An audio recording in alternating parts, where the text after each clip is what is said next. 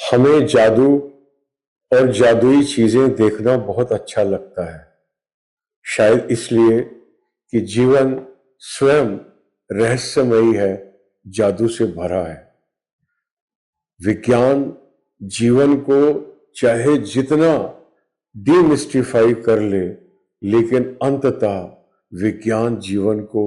Demystify करने में नाकामयाब रहेगा, क्योंकि जो डीमिस्टिफाई करने में लगा है वो ह्यूमन माइंड है,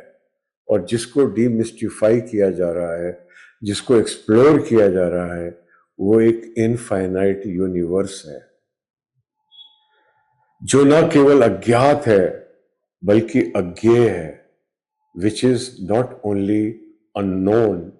बट विच इज अननोएबल। और जीवन का ये अननोएबल पक्ष हमको परमात्मा की तरफ मोड़ता है, और परमात्मा से हमारा जो लगाव है वो भी कोई चमत्कार के लिए, किसी जादू के लिए। हम अपेक्षा करते हैं कि परमात्मा कोई जादू कर देगा अगर हम उससे प्रार्थना करेंगे। तो ये जो जादुई चीजों के प्रति हमारा आकर्षण है, ये आदिकाल से हमारी कहानियों, हमारे नाट्य, हमारी संस्कृति में प्रकट होता रहा। और जब सिनेमा की शुरुआत हुई तो 1899 में सिंड्रेला पिक्चर के माध्यम से एक जादुई फिल्म का निर्माण हुआ, और इस प्रकार सिनेमा ने अपनी शुरुआत में ही ये सिद्ध कर दिया कि ये जो मीडियम है ये काल्पनिक कहानियों के लिए सर्वाधिक उपयुक्त मीडियम है। और आज कंप्यूटर ग्राफिक्स और वीएफएक्स में जो उन्नति हुई है, जो उसके अंदर जो लगातार उसमें काम हुआ है, और भारतवर्ष की जो एक कंपनी है वो अंतरराष्ट्रीय हॉलीवुड की फिल्मों के भी स्पेशल इफेक्ट्स कर रही है, तो इस प्रकार भारतवर्ष में वो वीएफएक्स और वो कंप्यूटर ग्राफिक्स करने की सुविधा उत्पन्न हो चुकी है, जिसका परिणाम हम लगातार अपनी फिल्मों में देख रहे हैं। और इसी प्रकार ये जो फिल्म इतनी कामयाब हुई है थामा, इसके लिए मैं मैडॉक फिल्म्स और उनकी समस्त टीम को बधाई देना चाहूंगा कि उन्होंने एक यूनिवर्स क्रिएट करके,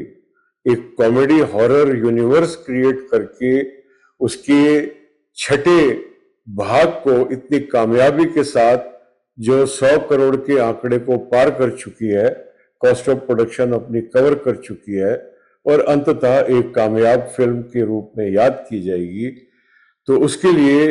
ये पूरी की पूरी टीम, और इतने कम समय में मैडॉक फिल्म्स को बॉलीवुड के प्रोडक्शन हाउसेस में फोरफ्रंट पर लाने के लिए दिनेश विजन बधाई के पात्र हैं। आयुष्मान खुराना, रश्मिका मंदाना दोनों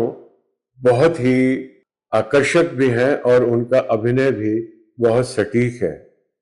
ये एक अजीबोगरीब कहानी है, एक आम आदमी